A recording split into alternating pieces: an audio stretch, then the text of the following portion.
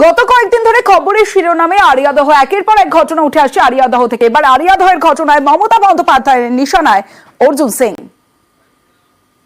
সেই সময়টা অর্জুন সিং ওখানকার এমপি ছিলেন এবং যারা করেছিল তারা কিন্তু অ্যারেস্ট হয়ে এখনো জেলে আছে।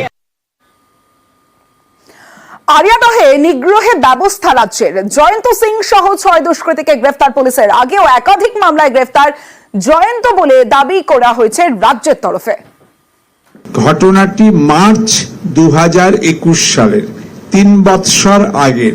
নিগৃহীত ব্যক্তি তিনি পুরুষ। পুলিশের টেকনিক্যাল অ্যানালিসিসে বেরিয়েছে সকল নিগ্রহই সমানভাবে নিন্দারও হলেও এক্ষেত্রে নিগৃহীত ব্যক্তি পুরুষ। অ্যাকিউজড জয়ন্ত সিং তিনি কিন্তু has been repeatedly arrested by the police at least 5 times in 5 cases since 2016. According to police, he is a known rowdy. বারংবার গ্রেফতার হয়েছেন পুনঃ বিভিন্ন কেসে। In this incident, প্রথম যে ভিডিও আছে যেখানে assault করা হচ্ছে, 6 persons have already been arrested.